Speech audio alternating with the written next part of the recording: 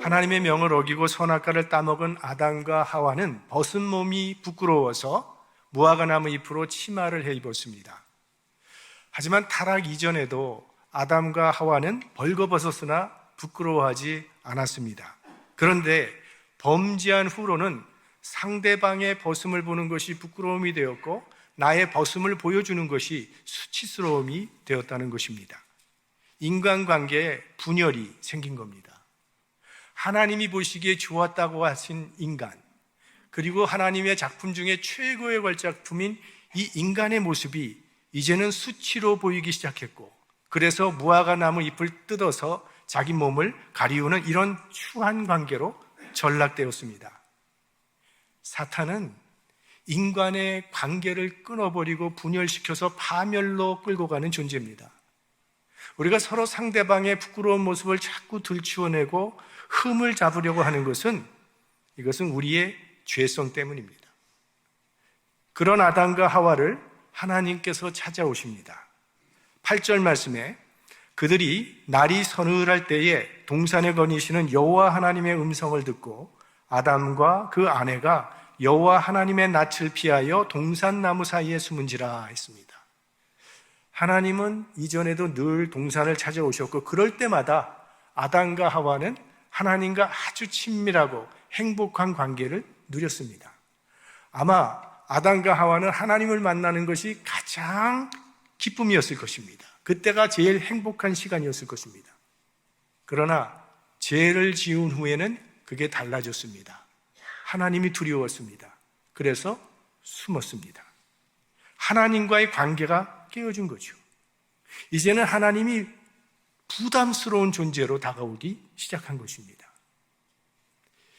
평소에는 그렇게 엄마 아빠가 빨리 집에 돌아오기를 바라던 아이가 무슨 잘못을 하면은 그때부터는 엄마 아빠가 돌아오는 것이 두려워지기 시작하죠. 돌아올 시간이 가까우면 가까울수록 더 괴로워집니다. 죄는요, 하나님의 얼굴을 피하게 만들고 숨게 만듭니다. 하나님을 피하는 것이 이 죄의 본성입니다. 그런데도 불구하고 하나님은 그런 죄인을 찾아오신다는 것입니다.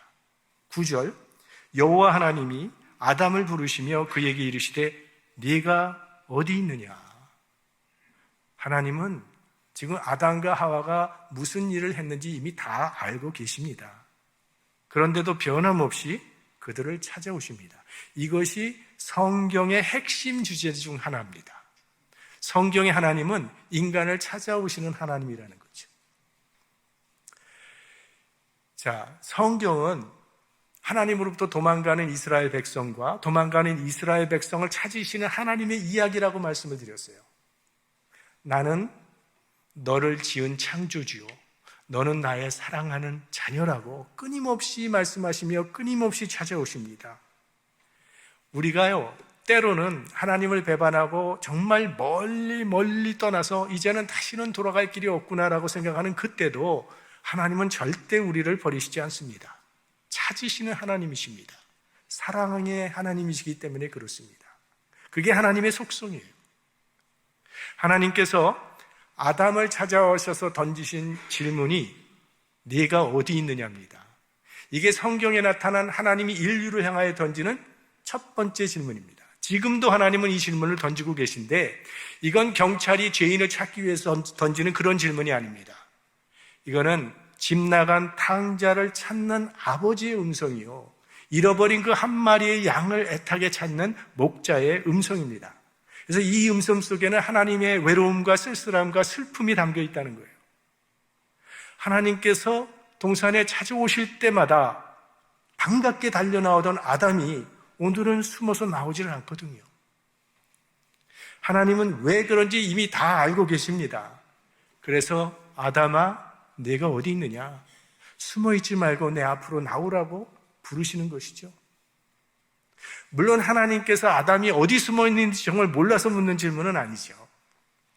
지금 아담의 영적 상태를 묻고 있는 것입니다.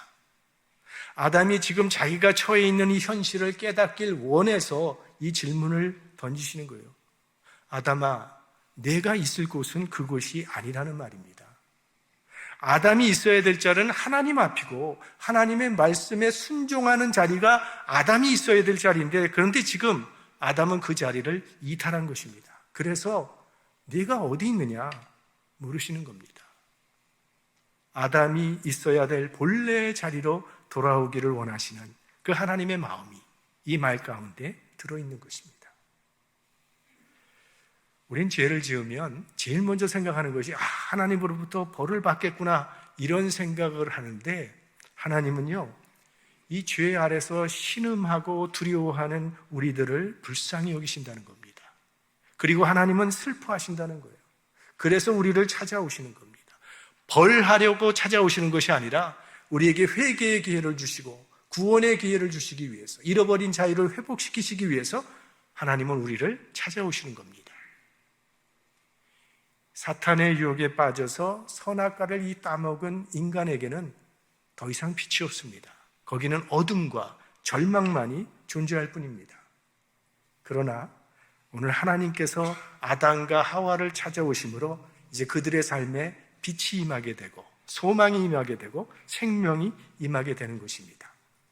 이 사랑의 하나님이 바로 우리의 하나님이시죠. 우리가 죄 가운데 살고 있을 때 하나님께서는 우리를 찾아오셔서 죄 가운데로부터 우리를 불러내시고 하나님의 자녀로 삼아 주신 것입니다. 그런데도 여전히 우리는 세상의 마음을 뺏긴 채 살아가고 있습니다. 그럼에도 불구하고 하나님은 오늘 이 시간에도 우리 한 사람 한 사람을 찾아오셔서 네가 왜 거기 있니? 너는 거기 있어서는 안 돼. 네가 있어야 될 자리는 바로 내 앞이니까 어서 돌아오라고 말씀하고 계신 것입니다. 이 하나님이, 그리고 이 하나님의 부르심에 인격적으로 응답할 때부터 새로운 삶이 시작되는 것이죠.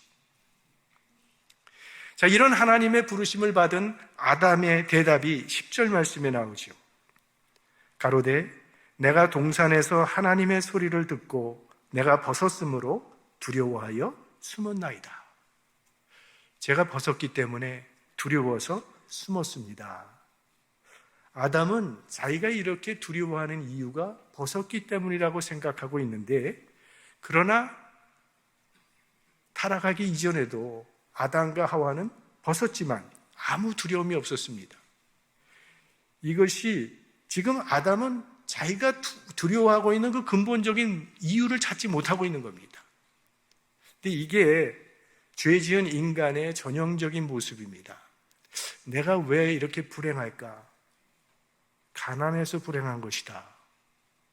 혹은 내가 성공하지 못해서 불행한 것이다. 이 불행의 근본적인 원인을 모른다는 거예요. 문제의 핵심은 죄 때문인데 엉뚱하게 다른 곳에서 원인을 찾는 것은 이 죄인들의 특성입니다. 죄가 우리의 눈을 가리우고 있기 때문이죠. 이때 하나님께서 이 문제의 핵심을 지금 지적해 주시는데, 11절 말씀을 보면 가라사대 누가 너의 벗었음을 네게 고하였느냐? 내가 너더러 먹지 말라 명한 그 나무 실과를 네가 먹었느냐 하십니다. 네가 지금 두려워하는 것은, 이런 두려움이 생긴 것은 내가 너에게 먹지 말라고 한 그 선악과를, 내 말을, 명령을 어기고 따먹었기 때문이라고 핵심을 지금 짚어주시는 겁니다. 아담이 자기의 잘못을 깨닫고 회개할 기회를 지금 주시는 것입니다. 하나님은 아담이 솔직하게 자기의 잘못을 인정하고 회개하기를 원하십니다. 그래야 용서해 줄 수 있기 때문입니다. 그러나 아담은 자신의 책임을 회피하며 변명을 늘어놓기 시작합니다. 12절 아담이 가로되 하나님이 주셔서 나와 함께 하신 여자 그가 그 나무 실과를 내게 주므로 내가 먹었나이다. 아내가 먹으라고 해서 먹었다고 하와에게 모든 책임을 떠맡기면서 지금 하나님께 하와를 고발하고 있는 거죠. 이때부터 우리 인간들은 자기만 살려는 이기주의로 전락하게 된 겁니다. 내 뼈 중에 뼈요 살 중에 살이라고 했던, 그렇게 사랑하던 여자와 관계가 지금 깨어지는 순간입니다. 사실 아담이 이때 정말 남자다운 남자였다면, 하나님, 제가 하나님께서 먹지 말라 하신 그 선악과 제가 따먹는 죄를 지었습니다. 잘못했습니다. 용서해 주십시오. 하와는 제가 제대로 보호하지 못해서 그만 사탄의 유혹에 넘어가서 따먹은 거니까 용서해 주십시오. 이게 다 제 탓입니다.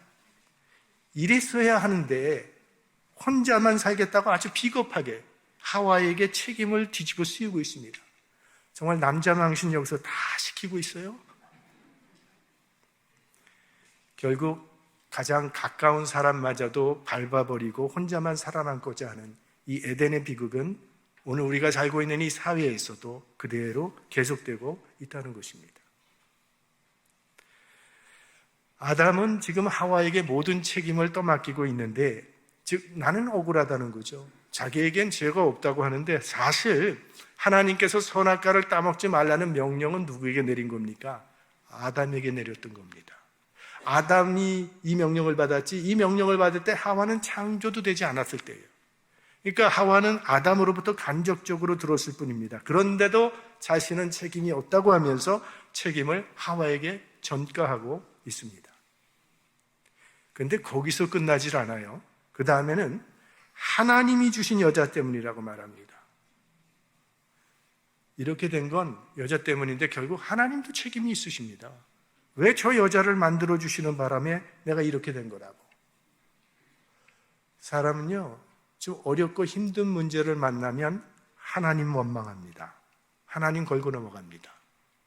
아니 내가 무슨 잘못을 이렇게 많이 했다고 이런 일이 생기게 하냐고 하나님 원망합니다. 세상이 점점 어두워가고 있고 세상이 점점 악이 더 관영해지고 있습니다. 도대체 세상 왜 이러냐고 하나님 원망합니다. 전쟁을 통해서 수많은 인민들이 죽어가고 있습니다. 아무 잘못도 없는 갓난아이가 포탄에 맞아 죽어갑니다. 어떻게 하나님이 이런 일을 생기게 하느냐고, 왜 이 세상은 평화가 없고 공의가 없느냐고 하나님을 원망합니다. 죄는 인간들이 지어놓고 책임은 하나님께 떠맡기는 거죠. 아담만 그런 게 아니라 보니까 하와도 마찬가지예요. 하와도 책임을 전가하는데 뱀에게 이번에는 전가를 합니다. 그러니까 아담도 지금 하와도 자기 책임을 계속 회피하는 이유는 벌 받고 싶지 않아서 이런 것입니다. 그러나 그들은 하나님의 의도를 잘못 파악하고 있는 것이었습니다. 하나님께서 그들이 자신의 죄를 고백하기 원하셨던 것은 용서해 주시기 위함입니다. 아마 아담과 하와가 이렇게 비겁하게 변명을 늘어놓지 아니하고 자신의 죄를 솔직하게 고백하고 하나님께 용서를 구했다면 그 자리에서 하나님은 모든 죄를 다 용서해 주셨을 겁니다. 그런데 아담과 하와는 핑계만 댔기 때문에 하나님으로부터 징계를 받게 됩니다. 오늘 본문에 징계의 내용이 나오죠. 먼저 뱀에게 하나님께서 징계를 내리시는데 14절, 여호와 하나님이 뱀에게 이르시되 네가 이렇게 하였으니 네가 모든 육축과 들의 모든 짐승보다 더욱 저주를 받아 배로 다니고 종신토록 흙을 먹을지니라. 자, 아담과 하와에게는 하나님께서 기회를 주셨죠. 왜 그렇게 됐느냐? 개인적으로 묻고 회개할 기회를 주셨는데 뱀에게는 묻지도 않습니다. 즉각 저주를 선포하십니다. 그러니까 사탄은 저주의 대상이라는 거예요. 대상이 악의 존재인 사탄은 아예 하나님께서 저주를 시키십니다. 그 다음에 여자에게 내리는 징계가 16절에 보면 나오죠. 또 여자에게 이르시되 내가 네게 잉태하는 고통을 크게 더하리니 네가 수고하고 자식을 낳을 것이며 너는 남편을 사모하고 남편은 너를 다스릴 것이니라 하시고. 자, 하나님께서 뱀은 저주하셨지만 여자는 저주하시지 않습니다. 대신 징계를 내리십니다. 이 징계라고 하는 것은 잘못을 깨닫고 돌이키게 만드는 하나님의 도구 중에 하나입니다. 구약의 이스라엘의 역사를 보시면 이스라엘 백성이 하나님을 배반하고 우상 숭배에 빠지면 하나님께서는 이웃 나라를 들어서 이스라엘을 억압하게 만드십니다. 그들의 자유를 빼앗아가 버리십니다. 그러면 그때 이스라엘 백성은 그 자신들의 잘못을 깨닫고 회개함으로 하나님께 다시 돌아오는 그런 역사들이 구약 성경에 많이 나오죠. 요한계시록 3장 19절 말씀도 마찬가지입니다. 무릇 내가 사랑하는 자를 책망하여 징계하노니 그러므로 네가 열심을 내라 회개하라. 그러니까 징계는 우리를 바로 세우시는 하나님의 사랑이라는 거예요. 징계는 사랑의 맵니다. 징계의 목적은 사망이 아닙니다. 생명입니다. 그러므로 때로 하나님의 백성들이 하나님 앞에서 잘못해서 징계를 당할 때가 있지만 징계 가운데서도 우리가 기억해야 될 것은 나를 향한 변함없는 하나님의 사랑, 그것을 끝까지 신뢰해야 하는 것이죠. 그래서 징계는 회복과 치유를 위한 필요한 과정입니다. 그래서 징계를 하시는데 여자가 죄로 인해 받게 되는 첫 번째 징계는요, 잉태하는 고통입니다. 자, 부부가 함께 아이를 갖지만 임신 중에 당하는 고통과 출산의 고통은 여자 혼자 겪습니다. 원래 인간은 임신 중이나 해산 중이나 혹은 자녀를 키울 때 전혀 고통이 없도록 창조를 받은 것입니다. 그런데 죄 때문에 고통이 더해지게 된 거예요. 자, 창세기 이미 보시면 하나님께서 인간을 만드시고 복을 주시면서 뭐라고 말씀하셨냐면 생육하고 번성하여 땅에 충만하라 하셨습니다. 생육하고 번성하라는 것은 아이를 생산하라는 그런 얘기거든요. 그러니까 임신하고 해산하는 것은 복이었어요. 죄가 없었다면 여자들은 아마 이렇게 편안하게 예배하는 중에 애를 낳을 수도 있었을 거예요. 웃으면서 즐겁게 웃으면서 애를 얼마든지 낳을 수 있었을 거예요. 근데 죄 때문에 피를 쏟는 고통이 임하게 됐다는 거죠. 여자에게 내린 또 하나의 징계는 남편과의 관계입니다. 여기 남편을 사모하고라는 말은요, 여자는 숙명적으로 남편을 그리워하면서 살게 된다는 그런 로맨틱한 그런 말이 아닙니다. 이 말씀은 우리 세번역 성경을 보면 좀 더 잘 이해할 수 있습니다. 세번역 우리 창세기 3장 16절 말씀, 세번역은 우리 한번 함께 읽어보겠습니다. 여자에게는 이렇게 말씀하셨다. 내가 너에게 임신하는 고통을 크게 더할 것이니 너는 고통을 겪으며 자식을 낳을 것이다. 네가 남편을 지배하려고 해도 남편이 너를 다스릴 것이다. 사모하고가 여기 지배하고로 나와 있죠. 공동번역에는 좀 더 적나라하게 해석을 했어요. 남편을 마음대로 주무르고 싶겠지만 도리어 남편의 손아귀에 들리라. 이게 공동번역에 나온 번역이에요. 그러니까 이 사모한다는 것은요, 남편을 주무르고 다스리고 자기가 지배하고 싶은 욕망을 지금 말하는 것입니다. 원래 부부는 한 몸으로 대등하고 조화로운 관계인데 죄가 들어오니까 지배하고 다스리려고 하는 그런 관계로 변질된 것을 말하는 것입니다.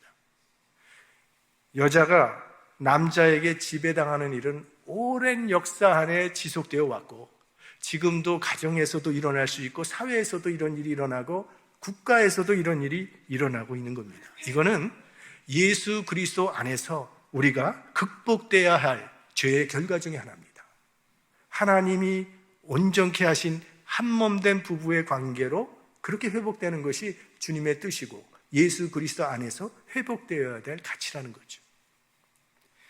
자, 그 다음에는 아담에게 징계를 내리십니다. 17절 아담에게 이르시되 네가 네 아내의 말을 듣고 내가 너더러 먹지 말라 한 나무 실과를 먹었은즉 땅은 너로 인하여 저주를 받고 너는 종신토록 수고하여야 그 소산을 먹으리라.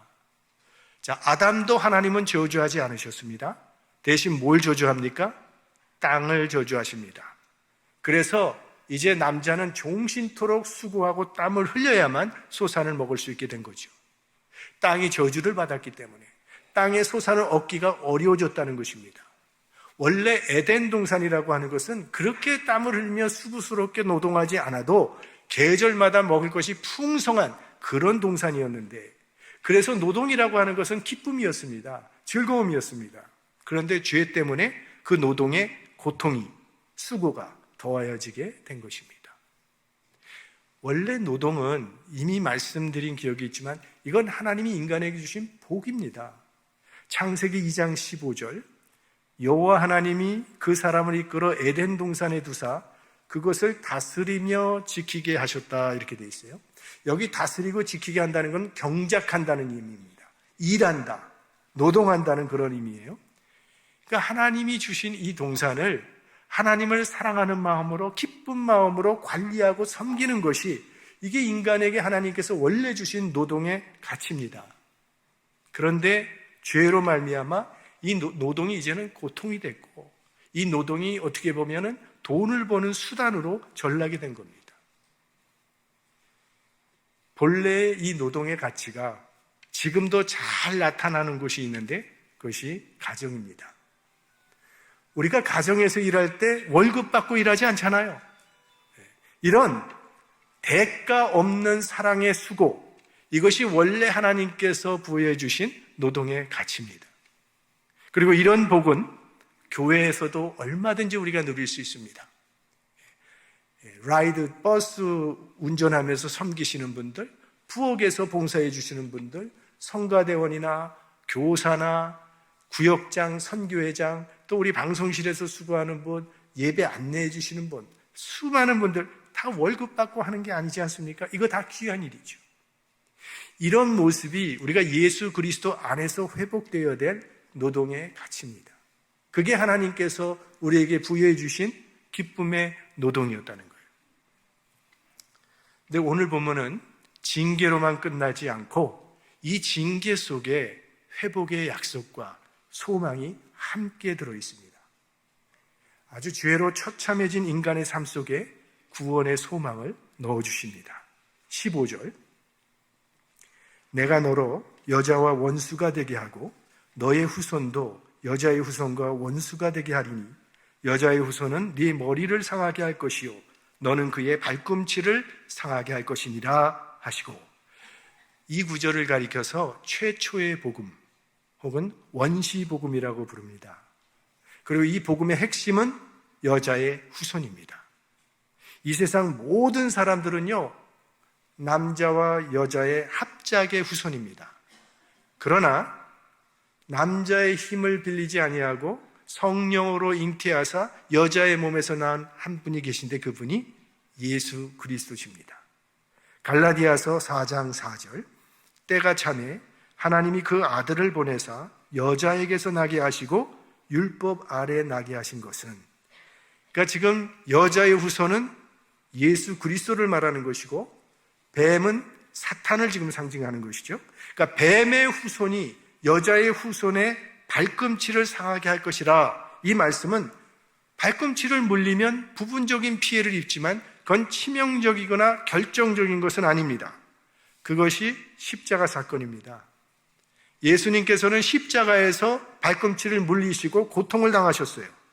십자가의 죽음은 사탄이 예수 그리스도께 입힌 부분적인 피해입니다. 그런데 사탄이 모르고 있었던 것은 그 십자가가 바로 구원의 완성이라는 사실까지는 몰랐다는 거예요. 예수 그리스도께서 십자가에서 피 흘려 죽으심으로 말미암아 인간들이 죄사함 받고 구원받을 수 있는 그 구원의 길이 활짝 열리게 된 거죠. 그러니까 주님께서는 십자가에서 이 사탄의 머리를 깨뜨리신 것입니다. 승리를 우리에게 약속해 주신 거죠. 그러니까 예수 그리스도의 십자가로 말미암아 구원이 이루어질 것이라고 하는 이 십자가의 구원 계획이 이미 창세기 3장에 선포되고 있는 것입니다. 그래서 이것을 최초의 복음, 원시 복음이라 부릅니다. 그리고 그 예표를 주시는데 하나님께서 가죽옷을 입혀주십니다. 21절, 여호와 하나님이 아담과 그 아내를 위하여 가죽옷을 지어 입히시니라. 자, 이 무화과 나무 잎으로 만든 치마는요, 죄를 가리고자 하는 인간적인 노력을 상징하는 것입니다. 그러나 인간이 아무리 자기의 죄를 해결하고 가리고 싶어도 그걸로는 가려지지 않습니다. 가죽옷은 하나님이 만드신 옷, 즉 이 가죽옷은 우리의 죄를 영원히 가리울 수 있는 것을 상징하는 옷입니다. 하나님이 이 가죽옷을 어디서 가지고 오셨을까요? 평화의 동산 에덴에 최초의 죽음이 발생했습니다. 아담과 하와를 위해서 동물이 대신 죽임을 당한 것입니다. 이 동물은 무슨 동물이었을까요? 어떤 사람은 뱀 가죽이라고 얘기하는 사람도 있는데 그건 아닌 것 같고 성서학자들이 어린 양이었을 것이라고 말합니다. 그러니까 하나님께서 아담과 하와의 죄를 덮으시기 위해서 어린 양 하나를 희생시켰습니다. 어린 양의 피를 흘림으로 속죄의 길을 열어주셨다는 것입니다. 그리고 예수 그리스도께서 이 땅에 오셨을 때 세례 요한이 예수님을 보고 했던 말이 보라 세상 죄를 지고 가는 하나님의 어린 양이로다. 어린 양 예수 그리스도의 보혈의 피로 말미암아 우리는 죄가 사함받는 은혜를 잊게 되었습니다.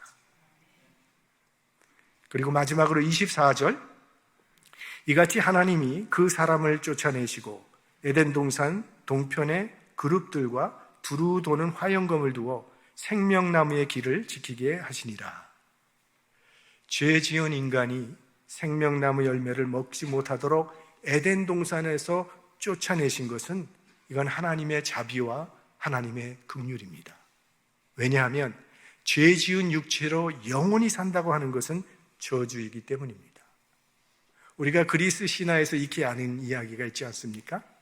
에우스라고 하는 여신이 티토누스라고 하는 인간 청년을 사랑했는데 인간은 결국은 죽으니까 제우스에게 내가 사랑하는 저 청년이 죽지 않도록 영원히 살 수 있도록 간청을 해서 결국 불사의 몸이 되었지만 세월이 흐르면서 점점 늙어가고 젊음의 아름다움을 다 잃어버린 모습을 보면서 결국은 그것이 애물단지가 되었다는 그런 이야기. 생명나무 열매를 금하신 것은 죄로 인해 고통받는 인생이 영원하지 아니하고 끝이 있도록 해주신 하나님의 은혜입니다. 그러니까 이 죽는다는 것 자체는요, 형벌이지만 동시에 죄 지은 육체의 몸을 벗어버리고 하나님과 영원히 살 수 있는 길을 우리에게 열어주신 것입니다. 죄 지은 인생을 향한 하나님의 긍휼과 자비입니다. 그래서 성경 맨 마지막 요한계시록 22장을 보시면요, 그때 생명나무가 나타납니다. 그러니까 하나님의 나라에 생명나무가 있다는 그런 말씀이죠. 우리는 흙으로 돌아갈 인생이지만 예수 그리스도를 믿으면 흙으로 돌아가는 운명으로 끝나는 것이 아니라 영원한 하나님의 나라에서 하나님과 영원히 함께 사는 인생으로 회복되는 은혜를 하나님께서 우리에게 허락해 주신 것입니다. 우리 모두 하나님께서 입혀주시는 예수 그리스도의 십자가의 옷을 입음으로 마음의 변화를 받아서 하나님의 뜻을 따라 살아가는 하나님의 자녀들이 될 수 있기를 주님의 이름으로 축원합니다.